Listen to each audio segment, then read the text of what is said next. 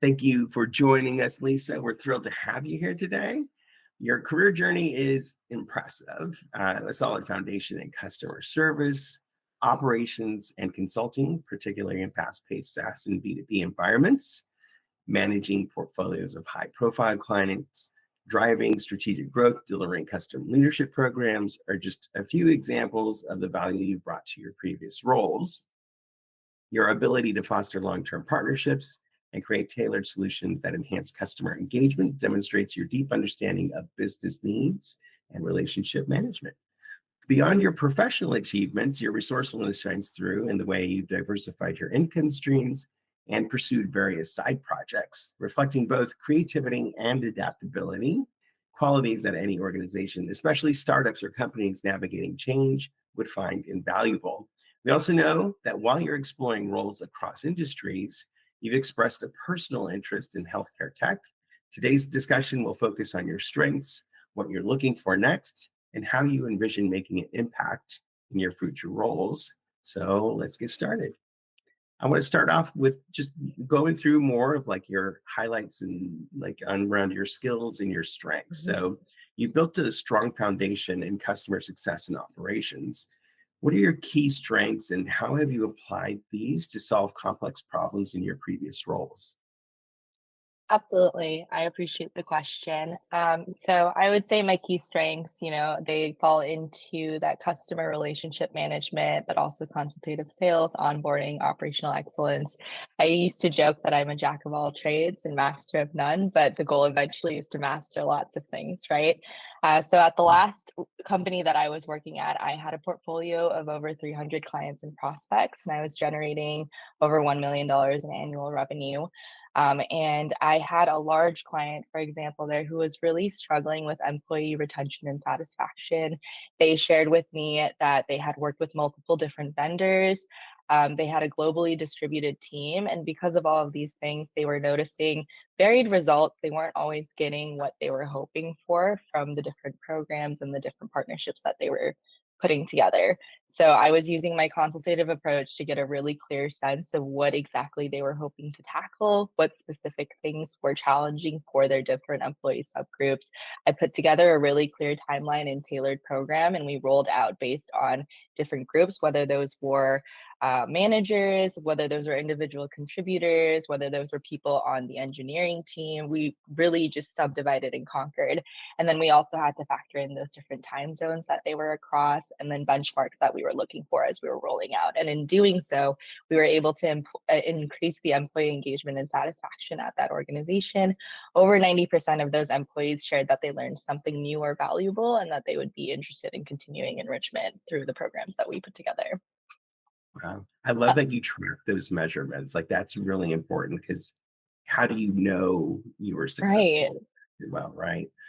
And right. employee engagement's key, and that's a huge indicator of how things are going. So that's awesome. Totally. And I feel like one of the things that I always think about is what does success mean for myself, but what does that also mean for my client? Because that can look differently depending on the context, right? In small and scrappy settings that I've been working in, I'm finding that it's really important to be ready to go and to be able to adapt and change quickly. But also when it comes to those relationships, what makes them really powerful is my ability to balance being warm and personable and relating to those people, but also having authority and being able to roll out the different changes that we need to roll out the programming that we want. And these are also skills that I've been honing in on outside of my 9 to 5 work as well, because I'm also a Pilates instructor. And something that's really cool in that space is clients are trusting me with their bodies. They're trusting me with their bodies and they're trusting me in being vulnerable in the places that they either were injured or there's a goal that they're working towards or there's something that they are hoping to recover from. And in that space too, we have to build that trust. And then we're working together to try to find some sort of result or some sort of success. And that's on my clients' terms as well. So my favorite piece of feedback that I'm getting from my clients is just that I'm a supportive force in their lives and that they feel safe when they're working with me. I mean, when you have that type of influence in someone's life, right? They're trusting you with that, and you Yeah, have that influence, it's very empowering for them, to be lifted up. And it's the same with any organization, right? Right, we have this problem, we have this thing, you come in, you work, you solve the thing, but you're empowering that organization right. to be better, do better, especially with pardon me, especially with their employees. So Mhm. like that's your most trusted asset in an organization is your employees, right? And 100%. yeah, and they hand that over to you. That's awesome. Yeah. So I know that you also part of it is you have some teaching roots in this, right? Yeah. Yeah, yeah, So yeah. how has that helped you out? Yeah, so I originally went to school thinking I was gonna be a math teacher, and then as time progressed, I was someone who graduated during COVID, and then I ended up switching and pivoting and working remotely for an ed tech startup.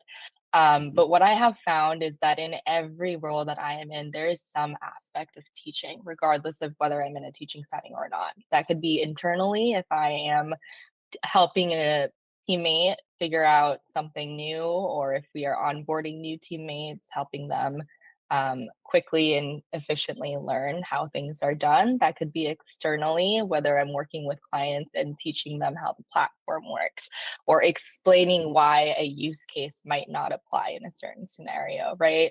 And that can also be for myself, because the biggest thing I've taken away from being a teacher is that I'm a lifelong learner and there's always something to be learned and something that I could iterate and improve on.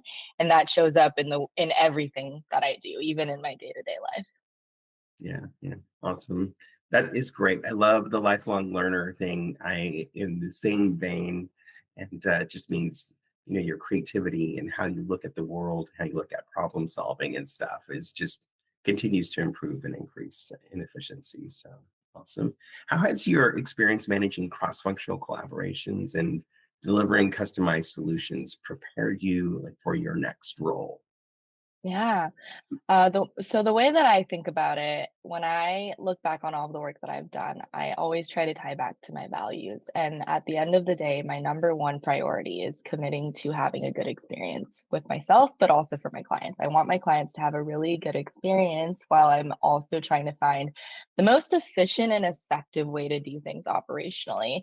And what I mean by that is I've been in so many roles where I have to wear multiple hats, and there's probably not one right way to do things. There's probably plenty of ways to do them, but how am I doing that in a way that I'm maximizing the value that I'm giving to my client and also ensuring success, not just this time around, but if we were to scale it, if we were to do it again, if we were to do it with more people, how does that look, right? So when I was at Life Labs Learning, the last organization I was at, I was sitting in a role that was in between program management and then also having to liaise with product and facilitation, because we would have facilitators on the ground doing the actual programming. I would be the person who had done the assessment and the diagnosing to get a sense of what that program should look like. So I would pull that program together, we would hand it over to facilitation, they would go on the ground and do the programs. But then I'm already thinking 10 steps ahead. I'm not just thinking, did the program happen? Which, of course, is important. And that's the primary goal. But I'm also thinking, Right. how do we further that impact? What happens after the program is over?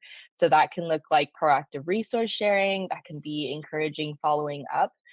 With the individual employees to reinforce the learning that they're doing, because something that we know in our research about adult learners is that you can't give them information one time. And I myself am also an adult learner, right? You have to hear it over and over and over Yeah. again. You need to see it in different modalities. You need to engage with the material in different ways, right? And then thinking also about if there were other topics that came up in conversation that maybe were not the primary thing that I had prescribed or recommended, if there are secondary themes or things coming up on the tail end that could be cross sells or new product that we're rolling out that might meet those clients' needs. Thinking about that, and in doing so, I'm strengthening those client relationships and also internally aligning with the other people that are making that program happen. So that's one example there.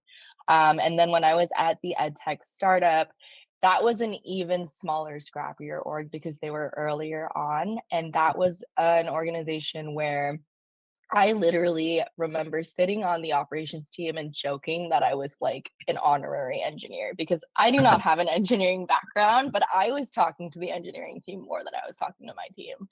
And there was just so much collaboration happening, which I really enjoyed, but some of it was also involuntary because it was a technical platform and technical issues arise, right? So I was one of those people that the moment I noticed something was wrong or not working correctly, I was immediately just documenting everything. And then I would be working with engineering to diagnose, is this like my computer is glitching? Is this a bad Wi-Fi thing? Or is this like the system is broken and our clients are seeing this as well, right? And that would Mhm. include demoing, and then explaining to our clients once we have a solution what that might look like or what the workarounds are so that everyone is able to still do what they need to do. Yeah, yeah. No, that's so important to be thinking ahead, right? Like it's like you're in the moment, but you're already thinking of version 1.2, Right, 1.3, 1.4, right? And right. having that lined up, and that's all based off of the feedback you're collecting, what you're hearing, and then it sounds to me like you're a lot of a listening of what you're not hearing as well, right? Totally, totally. Yeah, yeah, Yeah. Because I think feedback is one of those things. Everyone says they want feedback, but it's also easy to collect feedback and then forget about it or not do anything with it. And my biggest priority, like I said before, is that my clients are having a good experience. So if we're receiving feedback and it's directly tied to the experience that they're having, like that needs to be put into action. nice, nice. I Yeah. mean, so you shared some great examples here. What are some specific examples where your strengths, like in onboarding, program launches, or operational management, made a significant impact? Yeah, so I also joke that I'm someone who has an operations oriented brain, but I have like a people person personality. So I find myself in these different roles where sometimes I tap more into operations and sometimes I do more people. But what I found is that in a lot of the fast paced roles I was in, there was just a lack of documentation on systems and processes, or there was just inconsistency in terms of how we're doing certain processes or how we're using a system, right? And what that would look like is sometimes our documents were outdated or there was a lot of information that was living in different people's heads, which is great. But then that means that there's 20 versions of doing something. Yeah, And that means that our clients are also having an inconsistent experience, right? So, something that I have found is really fulfilling and I kind of just fell into it is that I would take it upon myself if I noticed that that wasn't happening. I was just documenting, here's what I'm doing. Is this what everyone else is doing? Is this what we should be doing? Is there a yeah, better way to do it? Right. And then sharing that with the team, iterating, so on and so forth, with the goal, of course, of just having alignment in terms of everyone being consistent and also so that our clients are getting a fair and consistent experience. But then thinking ahead so that that knowledge transfer is able to happen. If one of us were to leave, we don't want the team to no longer be able to do something that just lived in someone's head. And yeah. then identifying room for improvement so that we're able to have smoother just onboarding overall of clients internally, minimizing errors, and then more effective scaling, right? So a really clear example of when this happened. Um, I used to work at the Juilliard School very briefly. This was pre-COVID. And I was hired as employee number two in a department where only the director was there. Like they were the only employee at the time that I got hired. And basically we talked about what's our present state and what's the future state we need to get to, and he was like, so right now there's two of us and eventually this needs to be a fully functioning office that's covered like 9 a.m. to 9 p.m., like Yeah, 6 days a week, right?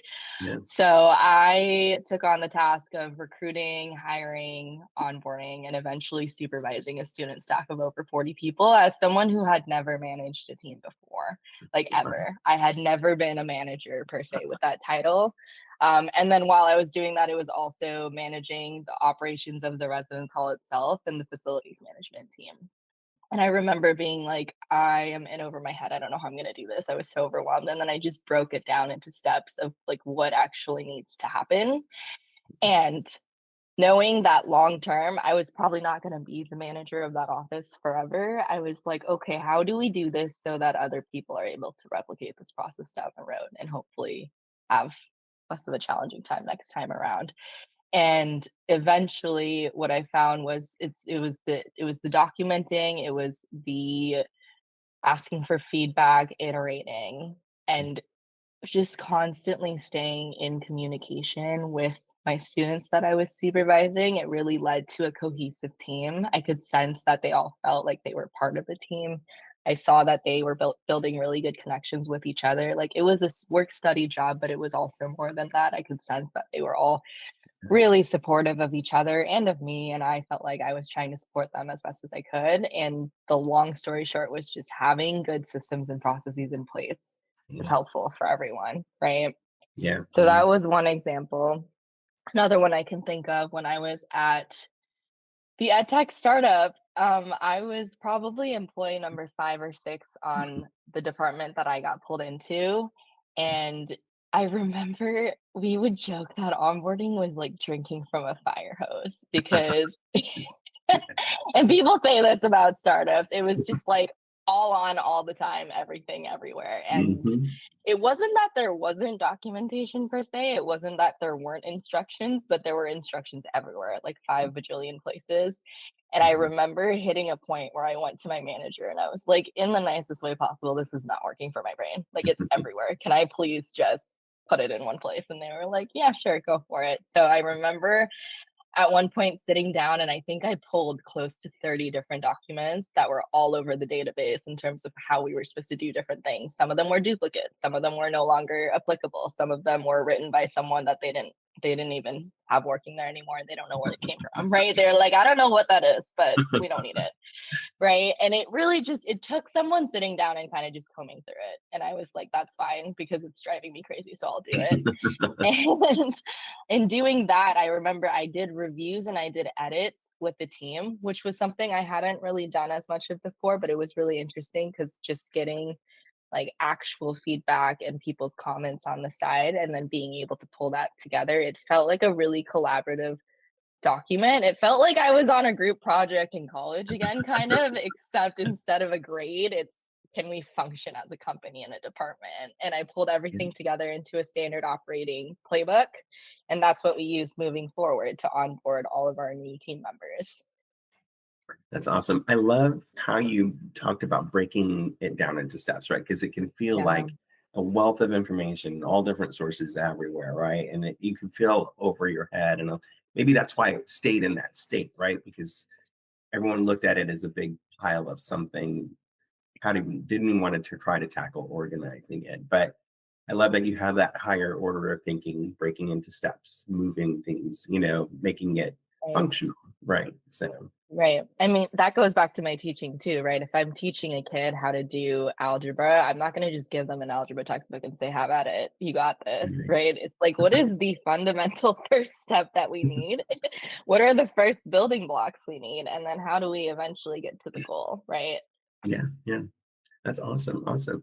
I know that you're also looking to explore opportunities across industries in different ways. And you have particularly an interest in health tech. So while you're open to exploring opportunities across industries, depending on the culture fit, this interest in health tech is fascinating just to me personally because I was in health tech for a bit. It was mental health, and I'm like I still love that space. I think it's fantastic. Mhm. So your passion for this space seems deeply personal, and it's exciting to think about the impact that you could have by bringing your skills into like such a meaningful field. And you mentioned a personal experience that fueled your passion for health tech. Could you share more about that and how it has shaped your career direction? Yeah, absolutely. So I was involved in a couple of accidents after moving to LA. Mm. And I came from a city where I didn't have a car for 7 years. And then upon moving here, I started driving every day. And I feel like it's a really common experience. People get into car accidents. And in the recovery process through that, I found myself navigating systems and spaces that were not probably created with me in mind. And what I mean by that is, as a woman of color, as a young woman who's an immigrant, as someone who didn't feel like I knew how to navigate. I was on my parents' insurance until I was 26, right? Right. Like there are so many things in space in that space that are not optimized with the client's experience in mind. And Mhm. I experienced that firsthand just in how difficult it was for me to get the care that I needed to get, feel like I was making progress in my own journey, even though I knew people were rooting for me. It wasn't that doctors are bad or systems are bad. It's not black or white. It was just the accessibility to some of the resources that I knew that I needed. And then even once I got to those resources, the experience I was having in navigating those. I remember reflecting and being like, okay, I am someone who is at least still a native English speaker, and I am able bodied enough that I am able to go to said appointments, clients, clinics, sorry. And yet it is still so stressful and so anxiety inducing and isolating and lonely and scary.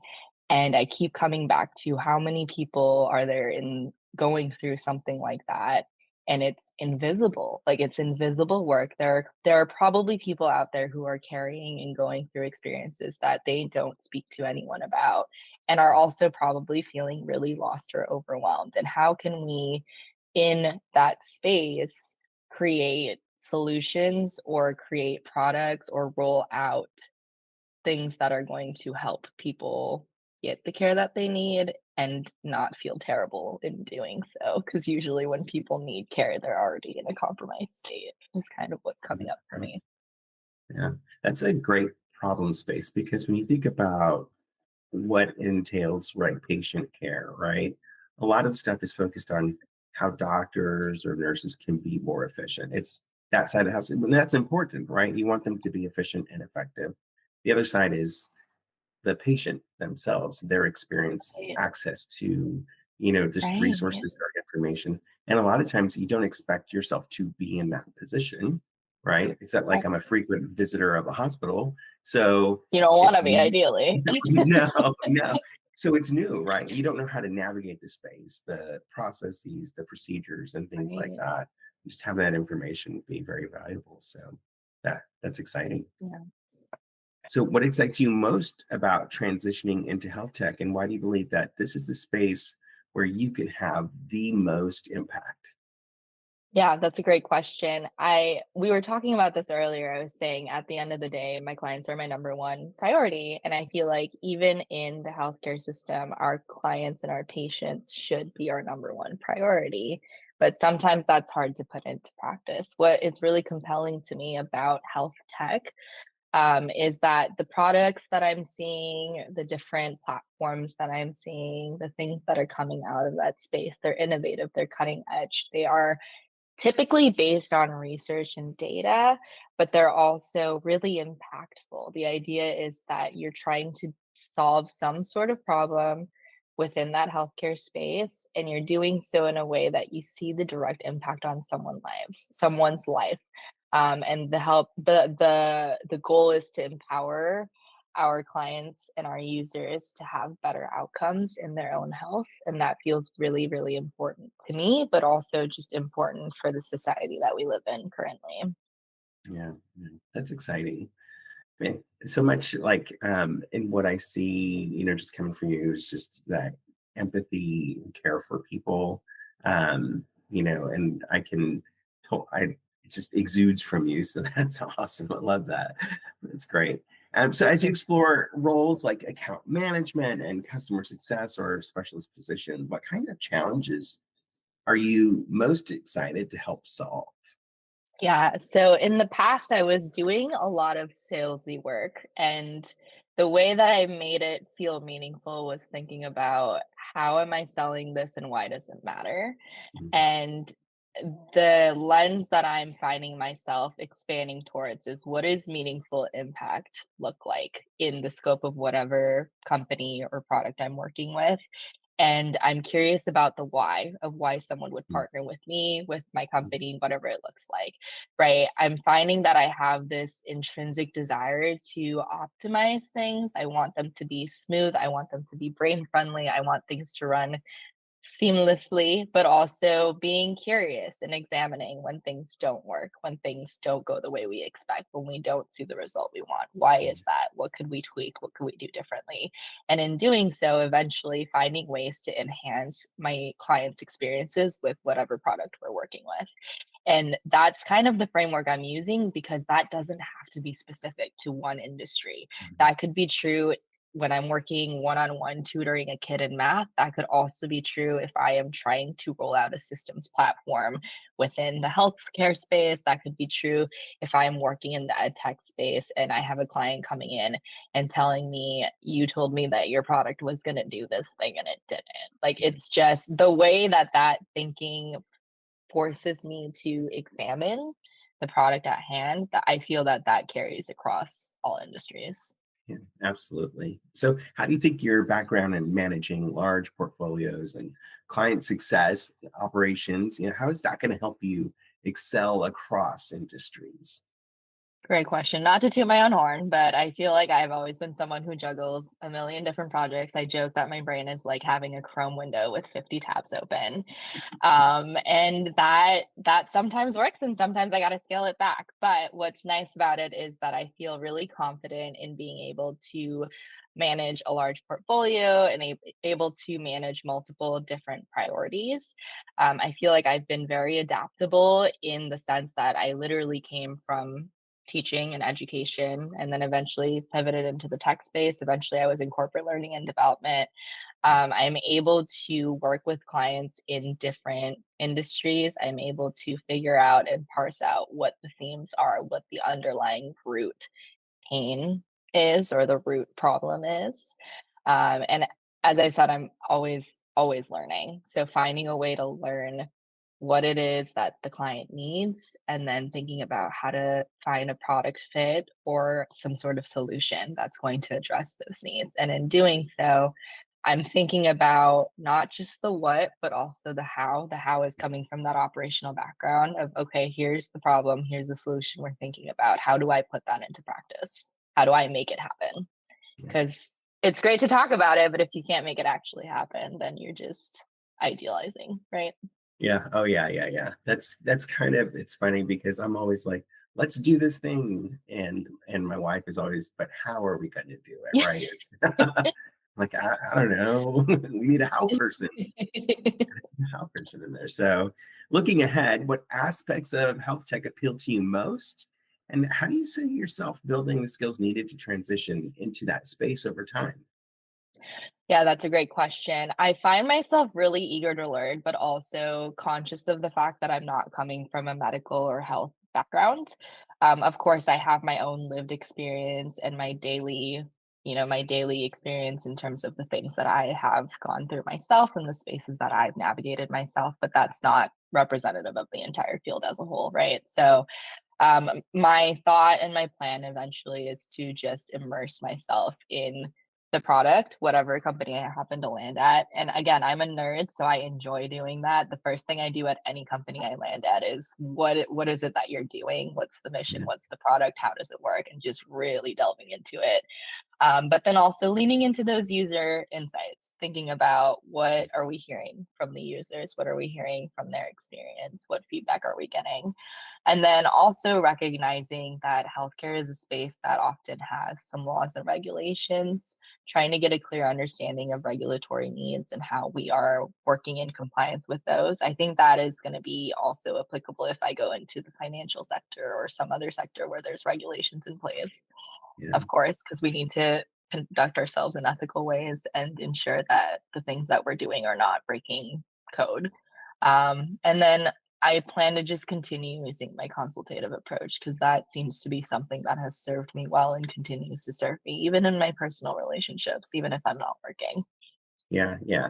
I think that people component, right? The personal component, being able to be consultative and get people to come to a certain place where everyone's on the same page, Right. seeing the same thing, working towards the same goal, right? That's a really strong component of being able to get a product into its successful state. Because, I think a lot of people just think, just put it out there and they'll Right. accept it no matter what it is, Right. right? But it's not the best It's not that experience. simple. Yeah. It's not that easy, and so understanding like how the customer sees things, and then also you're balancing out customer perspective, business goals, objectives, and Right. all of that stuff, right? So that Right. consultative approach merges all of those things together. And so it just sounds like you're the way that you operate in that world, it's like you're having to think like both sides of the brain, right? Activating Mhm. multiple components to be able to bring it all together. Totally. Yeah. So you've worked in fast-paced startup environments before, and how do you think that experience will help you succeed in future roles, especially in high-growth companies or series CDE startups? What does that look like for you? Yeah, great question. So the other thing that I think has really served me well in those settings is that I'm constantly thinking ahead. And I alluded to this before, but I'm thinking about if we did it this way this time and it worked, but it was probably a little rocky, how could I make it more brain friendly next time? And how could I make it easier to scale? Right. Because for example, when I was at Mentor Collective, I remember the first program that I rolled out there was probably for like 1 or 200 students, and then I remember eventually towards the end of my time there, I was rolling out programs for entire classes of students at like UC San Diego. So that was like a 4,000 person program. And I remember thinking, okay, this was really manual. And the way that we did this for 100 people, if all of a sudden we have to do this for 1,000 people, it's going to be rough. Right.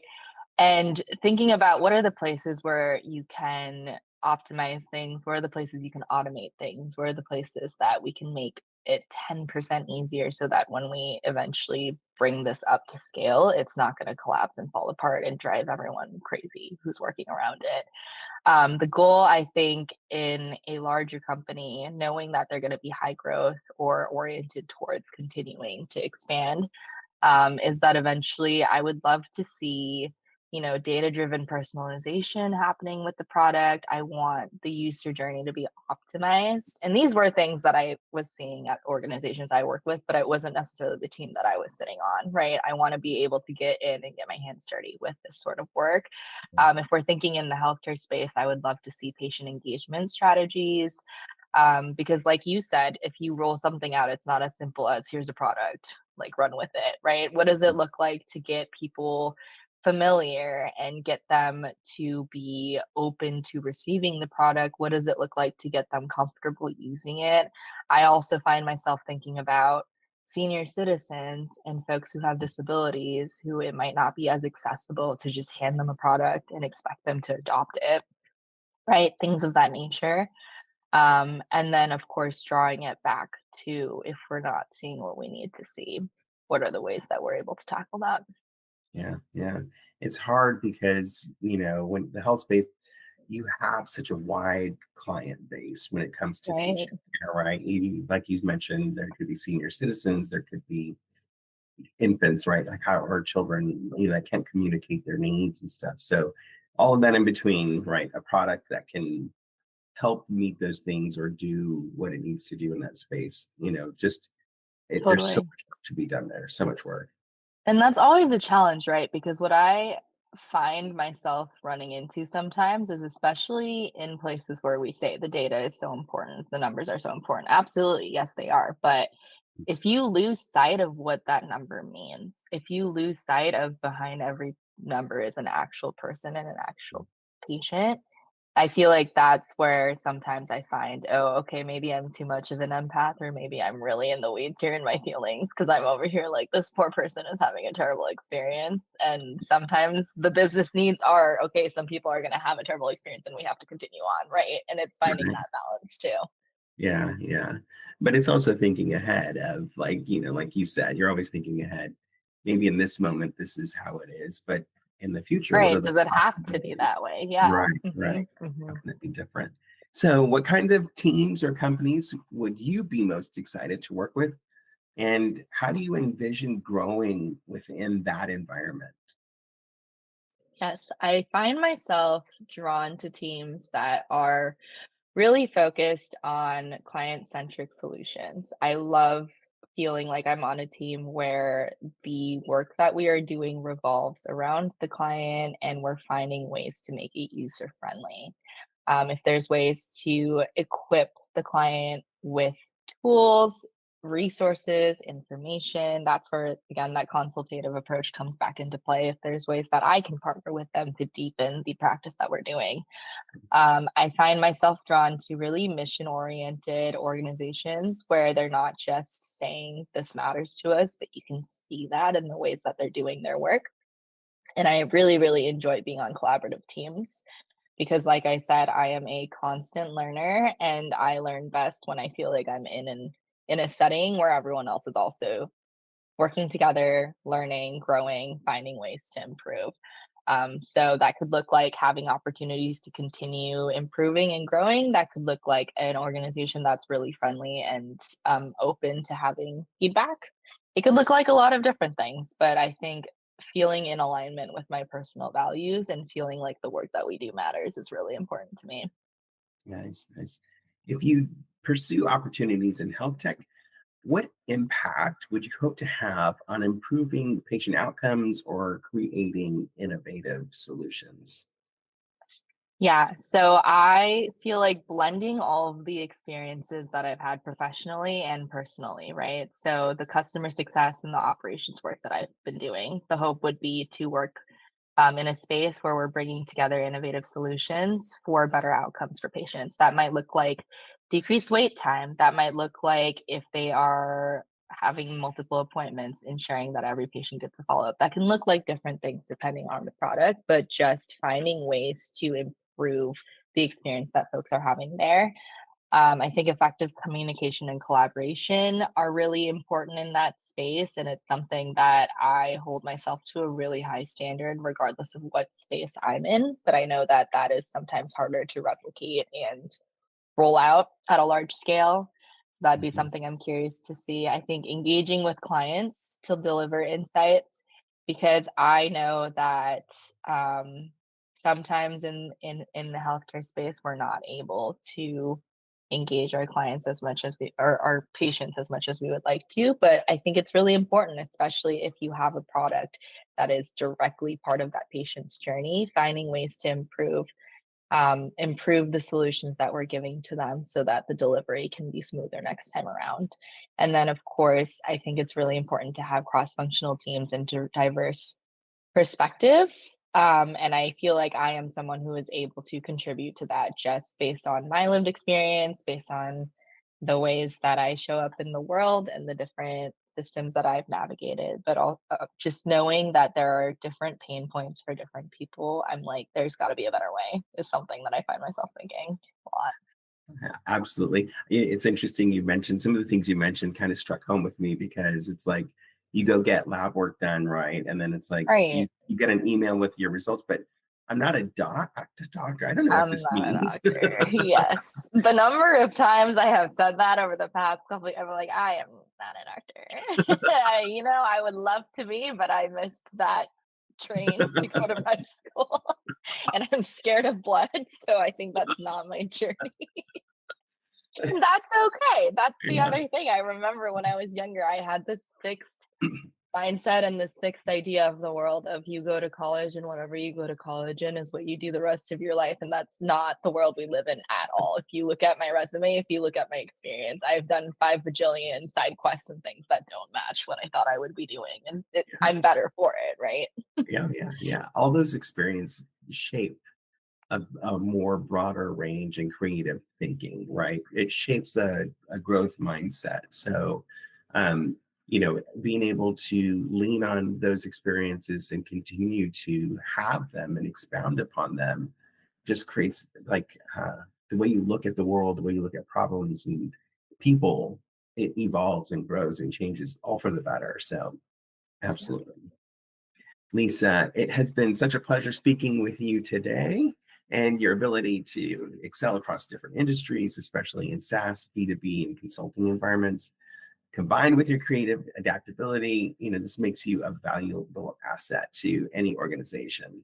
And so we talked about you managing your large portfolios, your strategic growth, and launching customer programs, and your skills are just well aligned with what companies need now and today in order to thrive and to grow. So, also appreciate hearing all your interests in health tech and exciting to see how your skills in customer success and operations could translate into meaningful contributions into that space over time. And any organization, whether tech, healthcare, other industries, they would be absolutely lucky to have you. So before we wrap up, I'd like to give you the floor. Is there anything else you'd like to share about your career journey or any advice for others making like a similar transition?